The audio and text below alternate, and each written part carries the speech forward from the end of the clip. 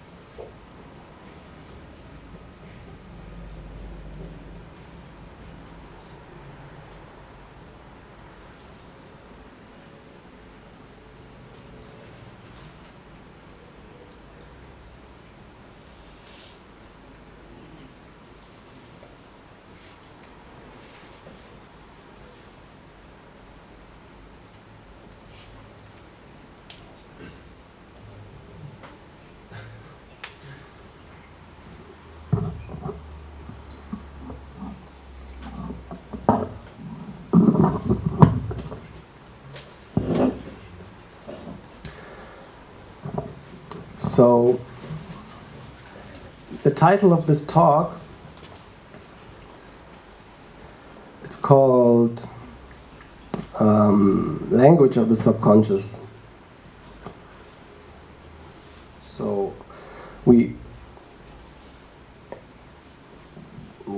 often hear the term subconscious in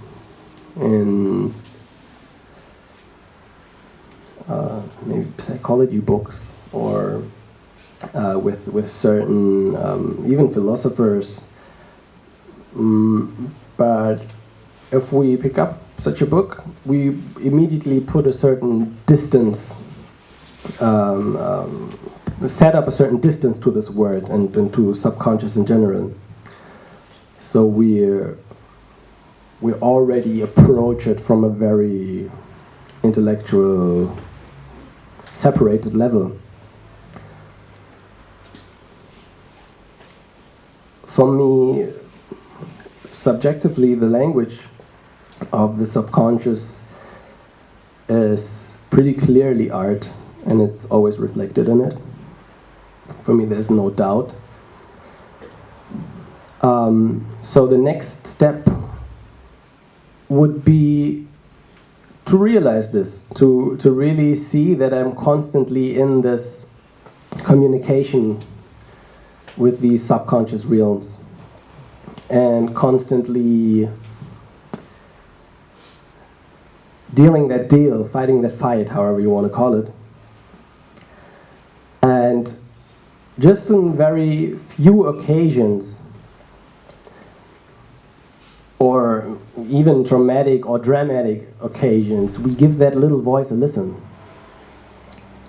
And it is very funny what happens when you give this voice a listen consciously, when you not force it, but when you say, all right, I'm ready to listen, and let's see what happens. And there were some wonderful full moments that actually triggered me to do this on a more regular basis. To say, wait, I'm really often painting, and isn't painting or drawing something that is intensely actually dealing with the subconscious?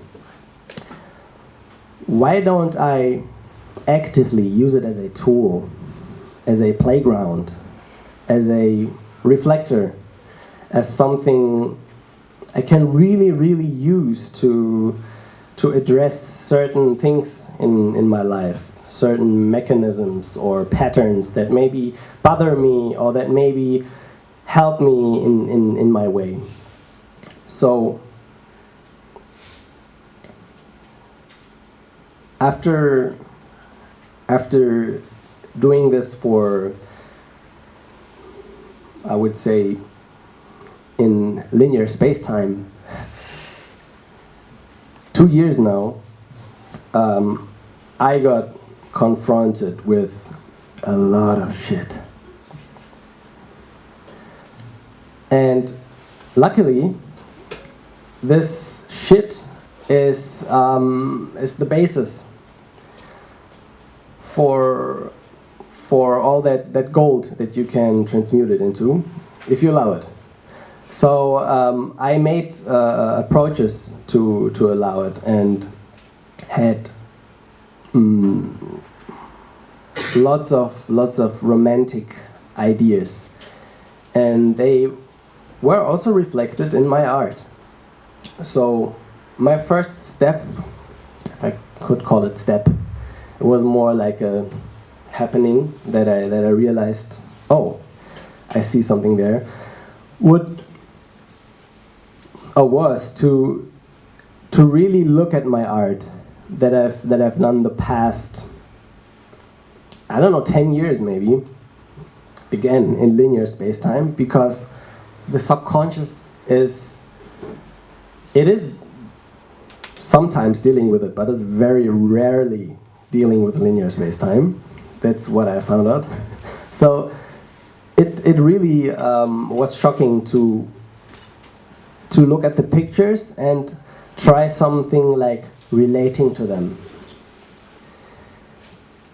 The moment I related to them, there was another quality. There were aspects like shame or guilt or trying to be cool in a certain way, that were really blocking the actual potentials that I had, or that I could bring out. Again, potential is a very subjective term. It is something that is really something that could be a potential for you, and not necessarily a potential for commercial industry or for a client. So the first thing I looked at was my commercial work, of course.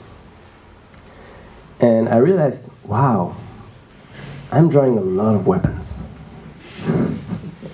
A lot of weapons. Why am I drawing all these weapons, and why am I drawing all these like armory soldiers, and who do I want to protect?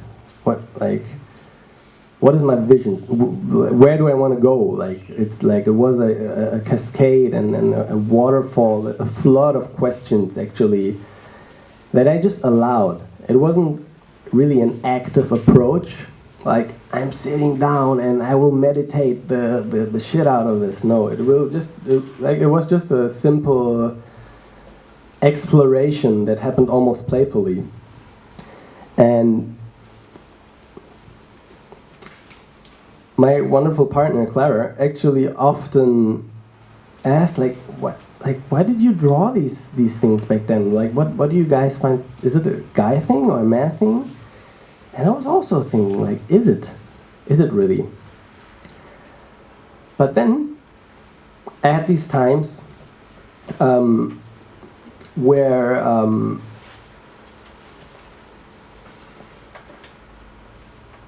I really had a lot of like, I wouldn't say like internal struggle. It was really like an internal search. It was really like something where I know there's something out there, when actually it was in there. So I just went to places like over here, the Städel Museum, smoked myself a joint before, and got in there. And for me, it's like, because usually I'm not smoking, for me it's like acid, man. It's, woo! I got in there and I'm just like, no, that's not a guy thing with these weapons. And there were some like super sensitive, vulnerable beings that actually allowed to express themselves. And of course, years later, other people saw it and were like, oh, nice, these guys were saying something. So it is kind of a challenge in the beginning to do it with actual projects you're spending most of your time with. And for me, this reflecting of the work I'm already doing was like one of the key steps to actually find something that is extremely pleasurable, like the actual progress of working, the actual like doing things. And that was what I was searching for. It's as simple as that. It's to have this fulfillment again, like back in the days when I was in this forum and in this wonderful surrounding, and like back in the days when I was drawing weapons and portraying women in a certain way. So it was really challenging. It was really challenging to really dig into that and to really look, why am I repeating so many things? And the only way is through, like always.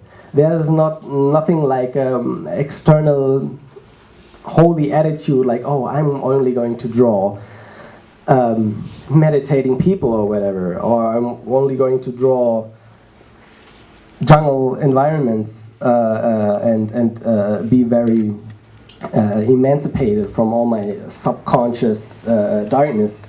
But it is nice to make your way through and to see that you actually can find a very, very big pleasure in drawing motifs or pictures or things that you like. Not pictures that the military-industrial complex maybe like, or that the fashion industry likes, but pictures that really resonate with deeper aspects of yourself. Confirmed.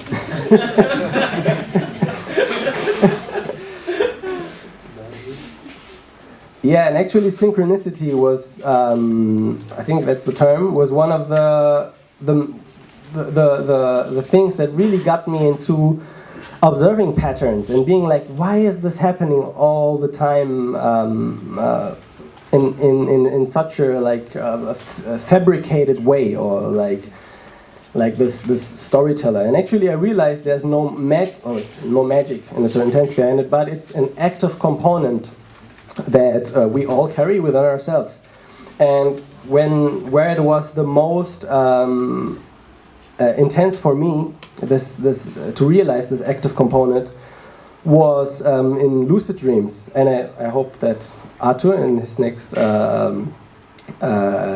talk will dive deeper into that. But for me, in the lucid dreams, it was really like standing there, looking at this corner and having this like giant crazy thing like walking towards you, and you're like, whoa, what is that? And you realize in the next moment that it's actually you creating this entity, or that's you creating these thing that's scaring the heck like out of you, and to wake up crying, being like, whoa, what was that? What happened? And I was really never like a like heavy drug user, or I don't even drink alcohol. And for me, I really had big challenges in the beginning to find books like Robert Monroe or books about dreaming and be like, oh, I know that stuff. Like finally someone is like talking about it. And it takes time to adjust, of course. It's not like, oh, I dive in and will arrive on the source of inspiration and pictures will just flow out of me naturally. It's sadly and luckily it's not like this. But there's a certain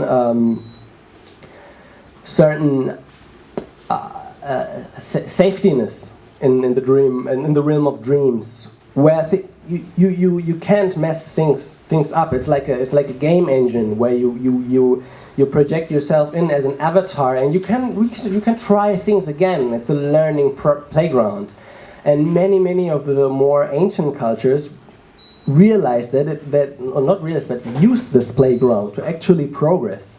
And this is one of the things we externalized so much that we're hitting a certain border now, like cultures even. It's a collective thing that many people are like, okay, we went outside. Now what would be the next step? And the more we refuse to see that the next steps are more leading to the really personal things related in life, the more suffering, of course, will occur, because it's like a natural oscillation, I would say, that is happening, to go out and to come back in again, and then to go out.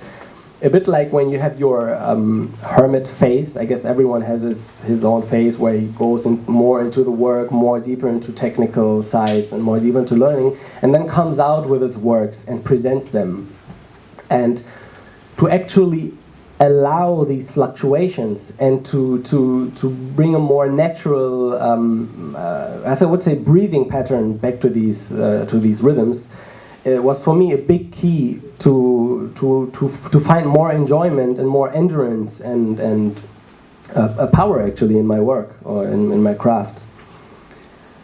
So now I would love to make a little round and ask you, like, what do you actually see in this picture, or what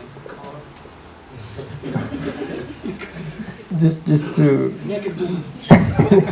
Where is it? a what? A hill, yeah, okay. A river, yeah.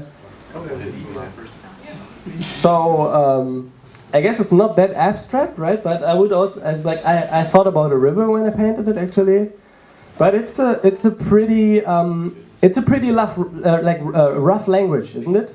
It's pretty pretty undefined, I would say. And often I realized how in this life, in this in our culture we call it waking life. It's a semi-waking life. To be like, we want to have things faster. But when you dream, actually like, whoa, can this happen slower? Can this happen slower? And to allow yourself to come to this vulnerable point again, where you want things to happen slower, where you want to have more time within these like milliseconds of when you see something for the first time, to get the it sounds a bit romanticized, but to get the absolute truth out of it, even if it's a subjective truth, but to have something that is related to your subconscious. And it was very interesting for me to see my daughter pointing at a spot or a dirt that was on a wood surface, and it looked pretty undefined, like something like this. And she was just saying like butterfly, and so like she intellectually triggered me to think of a butterfly and to actually associate it with this spot. But for her, it was a clearly defined relation she had to it, an emotion, and something that is really really how to say, like she sees it as real in her existence. And this is why this confrontation with the old pictures was so hard, because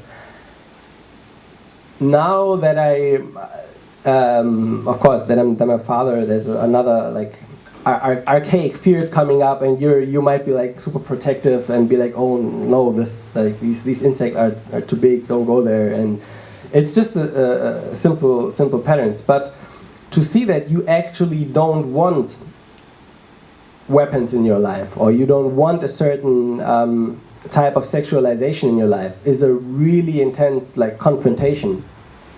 And to see that most of the time I was dealing with these things was a big revelation, I would say. It's interesting that you guys hear river, so I will continue with that. And the next step would be to define it, I guess, and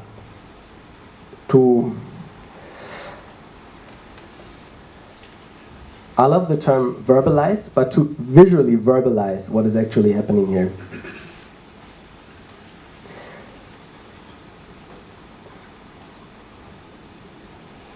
And what happened now is that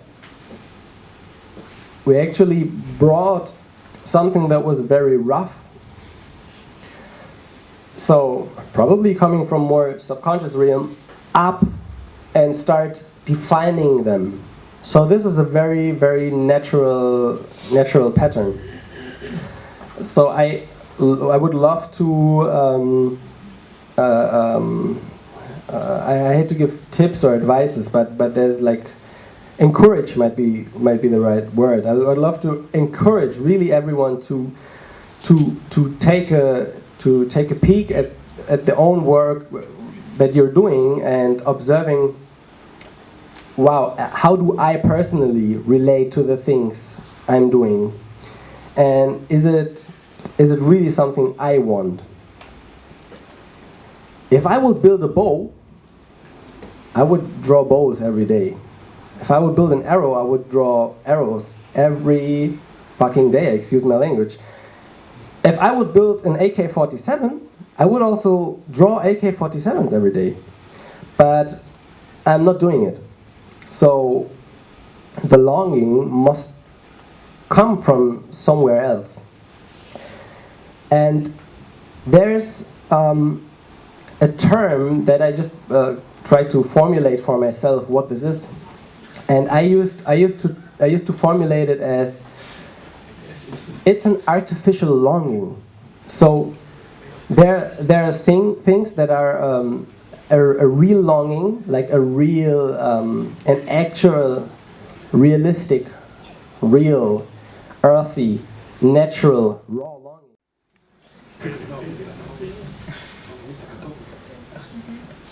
Wow, this is a very interesting performance. Yeah, this fox is like, I could use this type of color here. It's like shouting. It's like, woo! What sounds do foxes even make? I have no idea. Really? Yeah. What does the fox say? What does the fox say? So yeah, let's add some angel's trumpets here. They're a little big. So, yeah. Speaking about the sexual drive, it is really something that is closely related to health, of course, and to our bodies. And it threw me into this whole, I would say, quest or journey of being like, okay, there's a lot of stuff to know and to know about our body. And now I figure out, or I think everyone noticed that there's a lot of hype around like all these like practices about like getting healthy and doing these one week yoga retreats and being like the perfect master of your body. And actually, it's really the opposite way around, that these teachings or these deeper, I mean, there are of course spiritual teachings, but they need more time. If we take our time here to do like the medical degrees and say, okay, so I will do the commitment to spend 7 years of my time to learn that, and to be like, okay, and I will be have a PhD in whatever.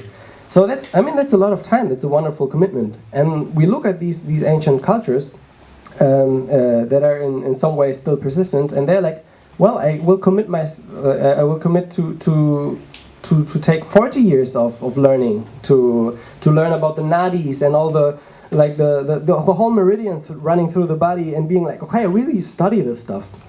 And it's crazy how much you're actually really dealing with technology all the time, and not only when you're like using your iPhone or whatever. If you have an iPhone, that's also very, very subjective. So let's give this a bit of shadow here.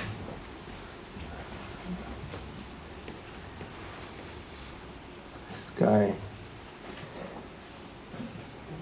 So the great thing was that there is for me it was that there is a very easy access to learning this technology. And this access for me was breathing. And I think as we are built pretty similar, or to describe it in another way around, when we look at our difference on a genetic basis of how different we actually are, it's almost like nothing. It's almost like we aren't really like different from a very like rational standpoint. Just to look at a strand and be like, okay, actually like it's the same. It is like absolutely the same. So my personal access to accessing or learning this technology that we're inhabiting all the time was breathing, and that of course also affected my work on the computer. And breathing while I'm working. yeah, I'm breathing literally while I'm working. I mean, I tried it without, but it was I worked for 3 years without breathing. Went home. it was pretty challenging at times, and it can literally throw you in some realms that are not so pleasurable. But it is very rewarding once you can consciously access it and work with it. And of course, my daughter is a big teacher in this term because she's very close, like connected to herself.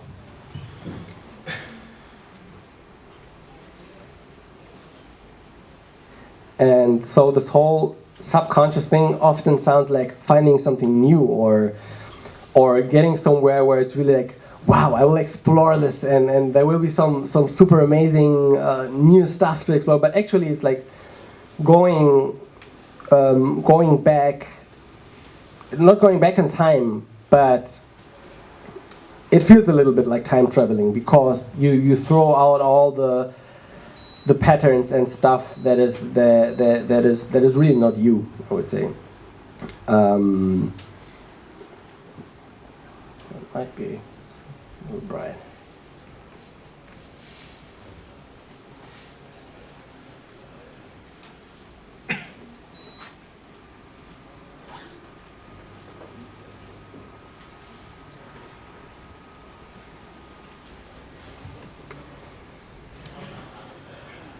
So, and another super big access for me to actually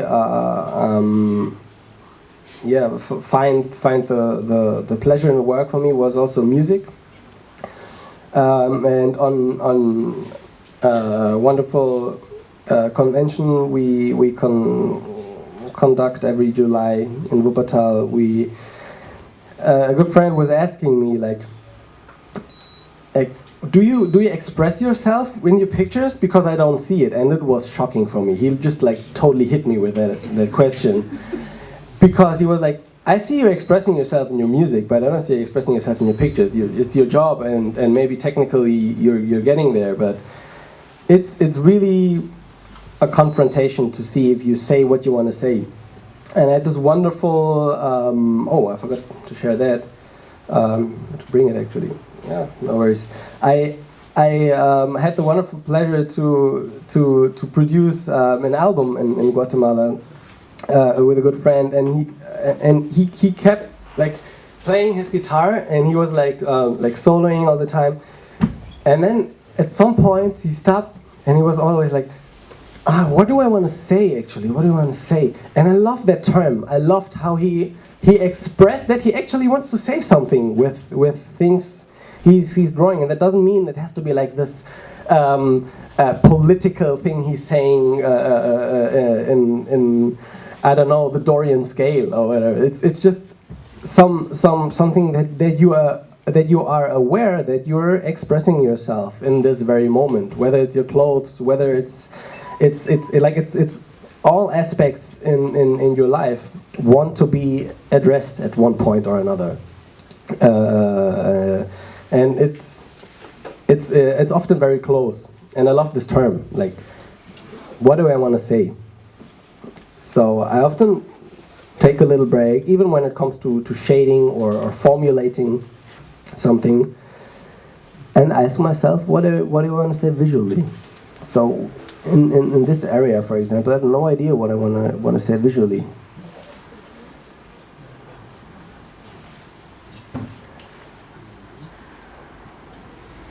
But maybe I can define it. And then there was another very big aspect that bothered me with artists. For example, like this wonderful Johannes here. I was really like, Fiegelhuber? Is this the right pronunciation? Johannes Fiegelhuber, who was also in the forum back then in the days, still is, maybe. No, not anymore. So it's like I was sitting there, I was like, where is he picking this information from? Why can't he draw like a beaver in its perfect anatomical shape while expressing his own style and while expressing his own, like, where's the library? And these libraries actually come from observing, and there's an active library and there's a passive library, and this is super magical, I would say, because I could go and draw like a bicep like 24/7 and be like, I'm going to be so good at this bicep, and it would be a very like masculine way of practicing this one thing and being very good anatomically. But then I could also say, oh, maybe I'm going to draw a leg, then I'm going to draw a cat, or even whatever I see, the beamer, a box, a camera. And occasionally what happens is that your brain, we're very brain focused, well, your subconscious, I would say, is doing like cross links. And this is what I call like the passive library. So there's something, do you know this feeling when you're like, stop drawing for a while, and then you go back and you see there was some progress secretly happening. And you're like, what? What is happening? I didn't do anything. And this is like this passive learning. And for me, I learned how to accelerate it on a very simple way, and it's just to broaden the spectrum from where you learn, and to say, okay, I learned this all the time. Now, what other parts are there? And it got very not so pleasurable in the beginning, of course. If you go out of your patterns, it's always like this. But it's super rewarding, and the broader you give yourself, you make the spectrum you're learning in, the more you will get back, of course. And then you can cross-link and be like, okay, what color would this river have in this place, and would it make sense? Because right now it's absolutely not making sense. I could describe some depth here.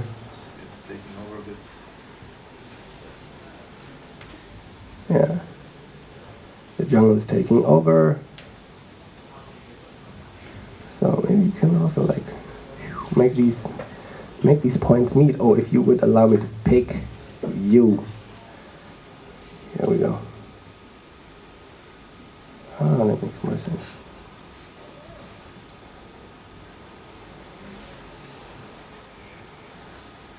Oh, that's fun.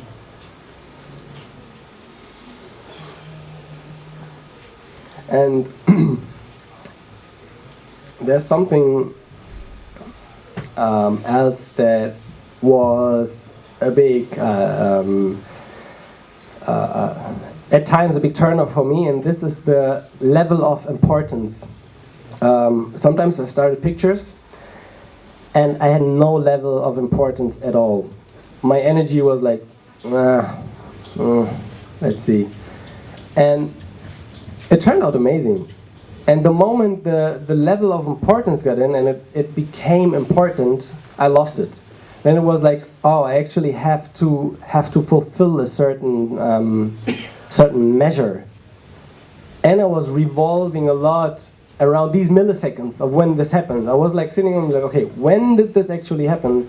That the picture got over me or got more important than what I'm actually bringing to the picture, because I'm supposed to be the one doing the work, obviously. Like and the moment this importance happens, I'm giving the responsibility over to a passive entity that it's like, man, you're my father. Okay, so I have no idea what I won't grow without you. So it's a very very simple thing, but for me it was a heavy insight.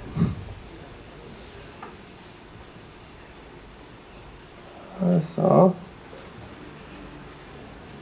seems like these values describe a very distant cliff or something. Interesting. I didn't know that.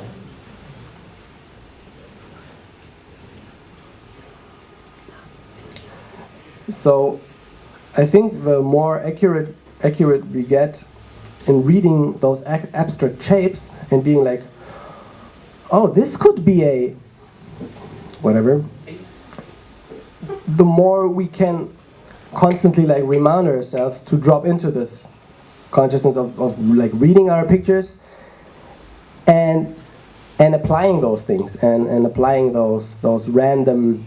Oh, that's what I realize. Like, what is happening there, and it could be this. And I guess kids are in this realm like all the time.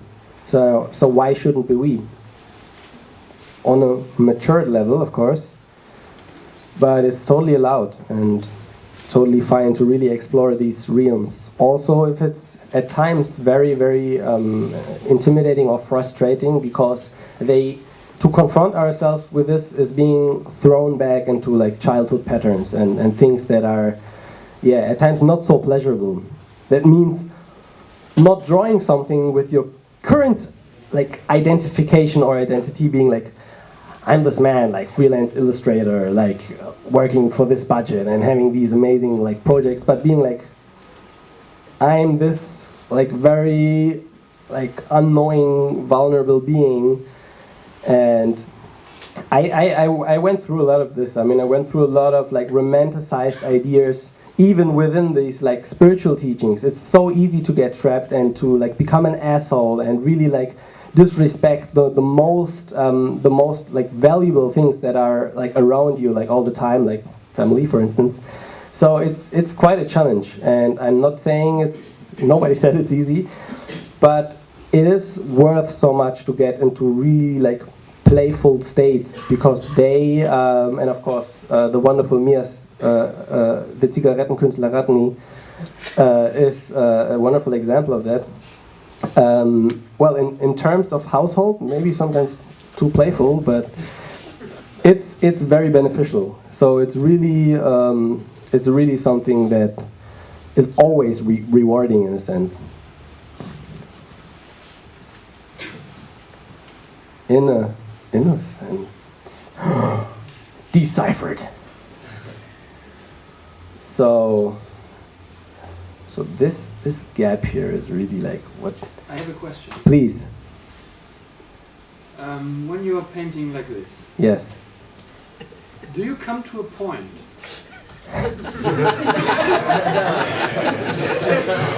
Very good You point. did ask the question. That's a very good. Do you come to a tipping point? That's a very good Do you point. Do you come to a tipping point where you have the feeling now the image is formulated, now the message is clear, now the cloud is a cloud, now the tree is a tree, now the river is a river, and where you think it's not worth painting on it anymore because everything that I add now is just taking away from the subconscious quality that the Yummy. image had in Oh, what a yummy question. So, when we were like producing on this album, it was just like we went for it, and we literally had no point in mind. So the whole approach was actually never to come to a point, never ever make any goal or finish line or something. So that keeps, as ironic as it sounds, the drive super alive. So you're still in your awake state of making progress, of being like, okay, actually I want to say something. But I think this point happens. So the moment we overproduced, or like you say, like killing it afterwards, happens, and you were like, oh, okay, now it's happening. Now I'm just not really adding anything that is describing what I want to describe. So it is something that is not in I would say in the realm of. I had often very like egoistical approaches when painting. That means I related myself to the painting so much that I had to really set it to a different goal, or I have to give it a certain aim, or make it really, really beautiful. And I was in shock to see that I missed the actual progress, that I missed the actual present moment of being like, oh, this is funny, and oh, this looks interesting. What does this shape say? And is this describing something valuable? So there's a dialogue happening within me. And this dialogue is not revolving around a point that is not existing yet, or revolving around any point, but is eventually like becoming this point, or is eventually like happen to be like, oops, I'm at this point now, like almost like a positive side effect of being in the present moment of working on these things. And this also like ties in the technology aspect a lot. And I also would love to mention it within this talk. It is that very often, because there's a progress within the painting, but there's also a progress technically, how we evolve technically. And I know there's a lot of 2D artists and a lot of 3D artists and a lot of people like going deep into either one of those directions. But I realized that there is, for me personally, there was like being a digital artist was already something that is a step to the computer. And I love what Johannes was saying too, that he was describing that his sculptures bring him away from the computer. And it makes me always so happy to hear this, because this is something that shows you that whatever you do, whether it's 3D, 2D, or it's you doing it on the computer. And it is already defining that you would have to learn the whole spectrum that is offering. It's tools like alchemy or like fractal tools or whatever you have there. Like, just learn the whole spectrum, and that makes you a digital artist. You're not only like being in active in Photoshop. And that does not mean at all that you don't have a special ability or a special like a superpower or something in a certain program. But if you really want to like I would say, become a digital artist, because I know many people are really striving to express themselves more as artists. It is such a pleasure to really see.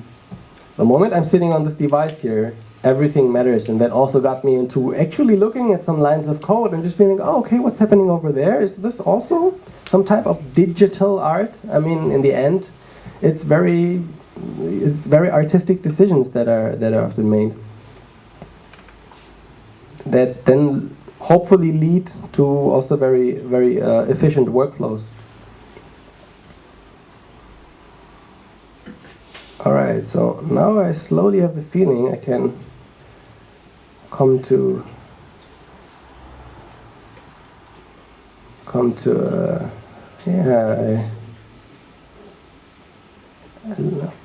yeah, let's see, to our finalization.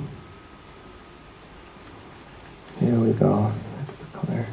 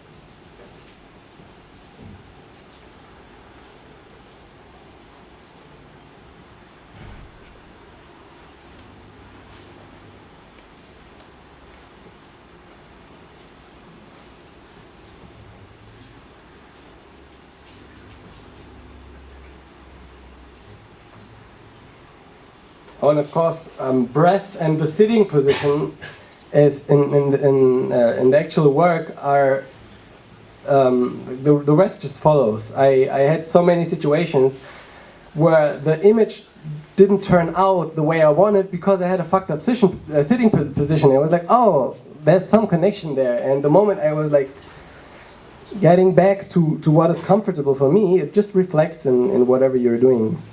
And I mean, I keep saying the most dangerous jobs are not working on like oil platforms or whatever, but really working on your desk and sitting all day. It's super challenging for the back, and it has to be mentioned. It's still the technology we're using, and I guess we're using it for a while, and we will use it much more. So it might be interesting to mention that. Yes. You can say it out loud how much time there's left. Like 2 minutes? I need that. Not 3. I give it 4. That's like a 2.5. All right, let's finish this off. Uh-oh, it's happening. It is happening. And let's use some. Is it a rule in this type of painting? Is it a rule that you're not that you're always painting with a full opacity color? No, it's not. No. Because I was asking myself. Boom! I was asking Instantly broken. This is maybe a self-imposed restriction. To Almost make the telepathic. process. Is this real life? I mean, I love to. Oh, what is? Oh, that's the pencil. I didn't. This is full opacity. I mean, who is using this pencil? Okay, if you pixel, you would use it. Yeah, I do. Yeah. I forgot that. So let's do some overlay madness here. Come on, back to the roots. Oh. Okay, 1 minute left. And yeah, I'm very blessed, and I'm very happy to share these very intimate insights with you guys. And in case it wasn't mentioned, I wish you the most amazing convention and exchange possible on this weekend. And thanks for being here. Thanks for listening. Much love.